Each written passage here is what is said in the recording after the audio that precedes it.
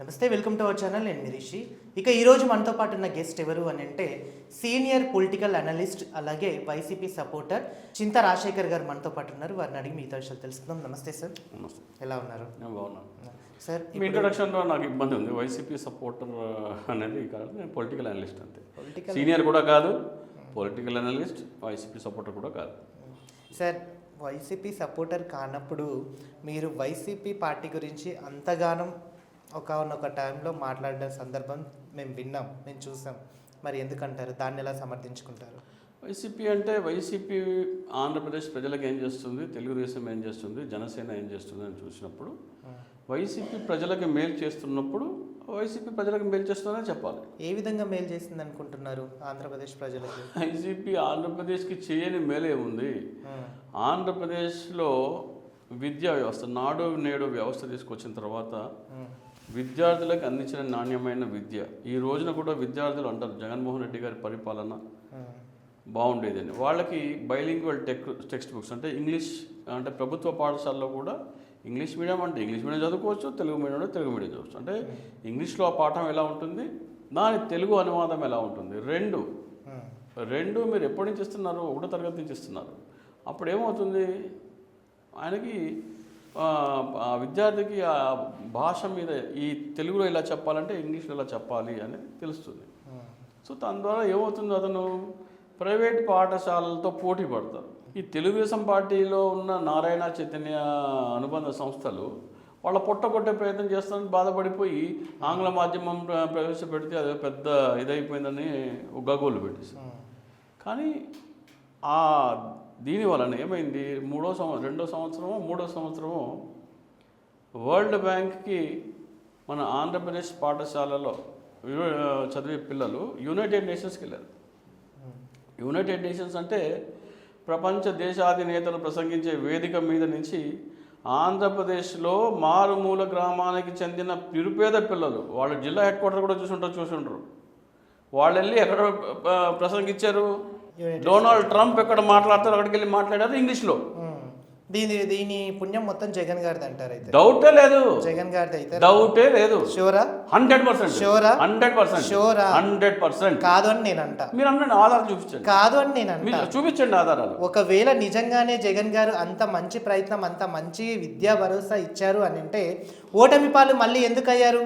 EVMs వల్ల EVM machine వల్ల కేవలం ఓటమి పాలు అయ్యారు. 11 సీట్లకు కేటాయించిన మనిషి మాజీ ముఖ్యమంత్రి వైఎస్ఆర్ జగన్మోహన్ రెడ్డి గారు. 11 సీట్లు రావచ్చు, 0 సీట్లు కూడా రావచ్చు. ఈవీఎం మీ చేతిలో ఉంటే, ఈవీఎం మీ చేతిలో ఉంటే 0 సీట్లు కూడా 0 కూడా రావచ్చు. అది ఎట్లా నేను చెప్తా. మీరు ఓటేసారా? వేసారు. వేసిన తర్వాత మీరు లోపల బూత్కి వెళ్ళంగానే మీకు ఎదురుగా ఏం కనపడుతుంది, ఒక కంట్రోల్ యూనిట్ అని ఉంటుంది. లోపలికి వెళ్ళిన తర్వాత 2 ఉంటాయి, ఒకటేమో బ్యాలెట్ యూనిట్, ఒకటేమో వీవీప్యాట్. మీరు ఒక పార్టీకి నొక్కుతారు. ఆ నొక్కిన తర్వాత మీకు వీవీప్యాట్లో ఒక స్లిప్ వస్తుంది. ఏ పార్టీకి నొక్కారో ఆ అభ్యర్థి పేరు వస్తుంది. మీ కంటికి కనపడేది ఏంటి? Photo, VVPAT. అక్కడ మీరు బటన్ నొక్కింది కంట్రోల్ యూనిట్లో ఏ పార్టీకి వెళ్ళిందా మీ కంటికి కనపడుతుందా? కనపడదు. మీరు కంటికి కనపడింది ఏది? ఇదే. ఇది చూసే మీరు నమ్ముతున్నారు. ఇవి లెక్క పెట్టడానికి ఎన్నికల కమిషన్ ఒప్పుకోవట్లేదు. ఓటరు తను ఎవరికి ఓటు వేసానా అనేది ఈ కంటితో చూసి దేన్నైతే నమ్ముతున్నాడో అది నేను లెక్క పెట్టను అంటుంది ఎన్నికల సంఘం. రైట్. ఒకవేళ లేదు, ఈవీఎం గురించి మాట్లాడుకోవడం మొత్తం చెప్పాలి. ఈవీఎం ఆంధ్రప్రదేశ్లో ఏం జరిగిందో ప్రజలకు తెలియాలి. చెప్పండి. సో అప్పుడు ఏమైందంటే సుప్రీంకోర్టు 26 ఫిబ్రవరి 26 ఏప్రిల్ 2024 ఒక ఆదేశం ఇచ్చింది. ఈవీఎంల మీద ఎవరికైనా సరే అభ్యర్థులకు అనుమానం ఉంటే 2వ స్థానం మరియు 3వ స్థానంలో ఉన్న అభ్యర్థులు, అంటే ఫస్ట్ స్థానంలో అభ్యర్థి గెలిచిన, 2nd మరియు 3rd స్థానంలో ఉన్న అభ్యర్థులు ఒక్కొక్క పోలింగ్ స్టేషన్కి ఒక నిర్ధారిత ఫీజు కట్టి వాళ్ళ నియోజకవర్గంలో ఉన్న 5% పోలింగ్ స్టేషన్లో ఈ ఈవీఎంల వెరిఫికేషన్ చేసుకోవచ్చు అని చెప్పడం జరిగింది. దానికి స్టాండర్డ్ ఆపరేషన్ ప్రొసీజర్ ఎన్నికల కమిషనే తయారు చేయాలని చెప్పింది. ఎన్నికలు అయిపోయినాయి, కొంతమందికి అభ్యంతరాలు వచ్చినాయి. నువ్వు ఫీజు ఎంత కట్టాలి అంటే ఆ ఫీజు 47,200. దాని గురించి మళ్ళీ వస్తాను నేను. 47,200 ఒక పోలింగ్ స్టేషన్ వెరిఫికేషన్కి 47,200 కడితే ఆ ఈవీఎంని వెరిఫై చేస్తారు. ఈవీఎంని వెరిఫై చేయడానికి కొంతమంది డబ్బులు కట్టారు. బాలినేని శ్రీనివాసరెడ్డి, బెల్లాన చంద్రశేఖర్, అప్పల్ నర్సయ్య, ఈ ముగ్గురు కట్టారు ఆంధ్రప్రదేశ్లో. కడితే వాళ్ళందరూ వెరిఫికేషన్కి రాగానే ఏమన్నారంటే, మాకు ఈ పోలింగ్ స్టేషన్ ఒక బూత్లో మాకు డౌట్ ఉంది. ఈ బూత్లో వీవీప్యాట్లు ఏవైతే వచ్చాయో, ఏదైతే ఓటర్ కంటితో చూశారో అవి ఈవీఎంలో వచ్చిన ఫిగర్స్ మ్యాచ్ చేసి చూపించమని అడిగారు. ఎన్నికల కమిషన్ ఏం చేయాలి? మ్యాచ్ చేసి చూపించమన్నారు. ఎందుకు? అది ఎన్నికల కమిషన్ అడగండి. ఎందుకు? సుప్రీంకోర్టులో ఇచ్చిన ఆదేశంలో ఇవి లెక్క పెట్టాలని ఎక్కడా రాసలేదని చెప్పింది. సరే, లేదు ఈవీఎం గురించి మీరు ఎట్లా 11 వచ్చాయని చెప్తున్నారు కదా, ఆ 11 ఎట్లా వచ్చాయో ఆంధ్రప్రదేశ్ ప్రజలకు తెలియాలా? చెప్పండి. ఏవైతే ఓటర్ కంటితో చూశారో అవి లెక్క పెట్టి ఈవీఎం సంఖ్యతో పోల్చమంటే ఎన్నికల కమిషన్ ఏమందంటే సుప్రీంకోర్టు ఇచ్చిన ఆదేశంలో అది ఎక్కడా రాసిలేదు అంది. సరే, మరి ఈవీఎం కరెక్టా కాదా ఎట్లా తెలుస్తావయ్యా అంటే, ఇప్పుడు మళ్ళీ ఒక 200 ఓట్లు వేద్దాము. ఏ విషయం మీద మీకు అనుమానం ఉందో దాంతో 200 ఓట్లు వేద్దాము.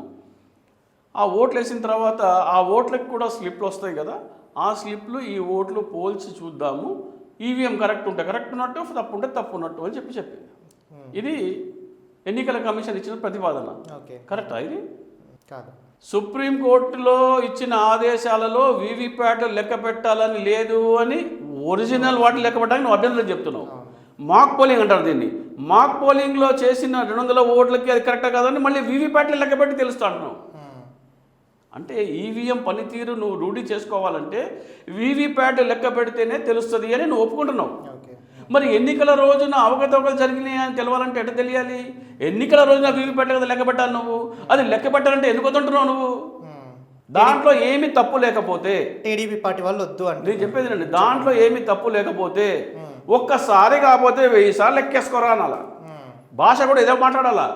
అరే ఒక్కసారి కాకపోతే 1000 సార్లు లెక్కేసుకోరా అనాలా. అది ముట్టుకోకూడదు, అది లెక్క పెట్టకూడదు. లెక్క పెట్టడం దూరం, ముట్టుకోకూడదు. సో ఆంధ్రప్రదేశ్లో ఏం జరిగింది? నంబర్ 1. నంబర్ 2, మీరు పోటీ చేసిన గెలిచిన అభ్యర్థి కాకుండా 2-3 స్థానాల్లో ఉన్న అభ్యర్థి తన నియోజకవర్గంలో 5% పోలింగ్ స్టేషన్లో వెరిఫికేషన్ చేసుకోవచ్చని చెప్పారు. ఒకవేళ ఇద్దరు అప్లై చేస్తే ఎన్ని లెక్క పెట్టాలా? చేరి 5 10% లెక్క పెట్టాలి. ఎన్నికల కమిషన్ ఏమంటుంది? ఒకవేళ ఇద్దరు అప్లై చేస్తే చెరి 2.5% మాత్రమే లెక్క పెడతామంటుంది. ఎందుకు? సుప్రీంకోర్టు కేవలం సుప్రీంకోర్టు ఇచ్చిన ఆదేశాల మేరకే ఇవన్నీ జరుగుతున్నాయని మీ అభిప్రాయం? లేదు. సుప్రీంకోర్టు ఒక్కొక్క అభ్యర్థి తన నియోజకవర్గంలో 5% పోలింగ్ స్టేషన్ల వెరిఫికేషన్ కి అనుమతి ఇచ్చింది. అంటే ఇప్పుడు మీ దృష్టిలో ధర్మాసనం తప్పంటారా? ధర్మాసనం ఇచ్చిన ఆదేశాన్ని తీసుకుపోయి చెత్తబుట్టలో వేసాడు ఎన్నికల కమిషన్. అంటే ఇప్పుడు ఎన్నికల కమిషన్ అయితే తప్పంటారా? ఎన్నికల కమిషన్ తప్పంటలేదు. ఎన్నికల కమిషన్ ఈవీఎం ట్యాంపరింగ్ చేసింది అంటున్నా. మీరు ఎన్నికల కమిషన్ ఇచ్చిన స్టాండర్డ్ ఆపరేషన్ ప్రొసీజర్ చదివితే ఈవీఎంలో ట్యాంపరింగ్ ని ప్రోత్సహించింది, దాంట్లో ములాఖత్ అయింది కో కాన్స్పిరేటర్ ఎన్నికల కమిషన్. Okay, right. ఇప్పుడు ఇంకో విషయం తీసుకుందాము. మొత్తం వినండి. చెప్పండి.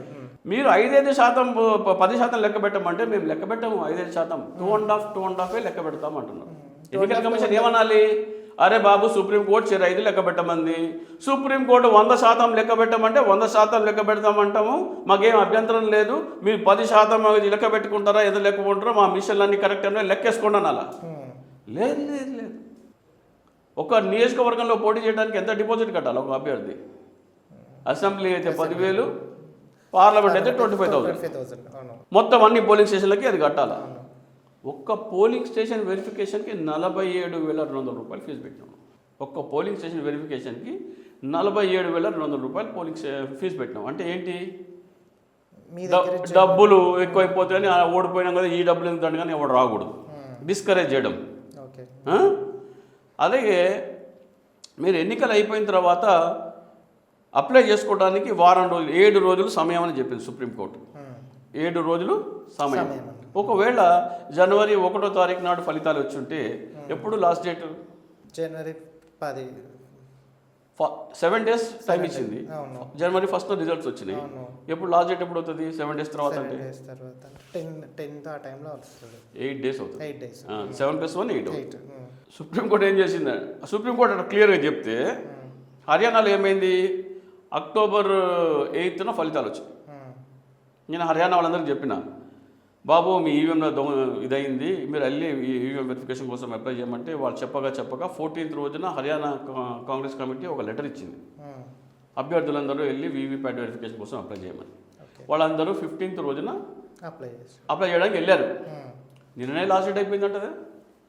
అంత తొందరగా ఎలా అనౌన్స్మెంట్ ఇస్తారు? అదే మరి 8th రోజున ఫలితాలు వచ్చినాయి.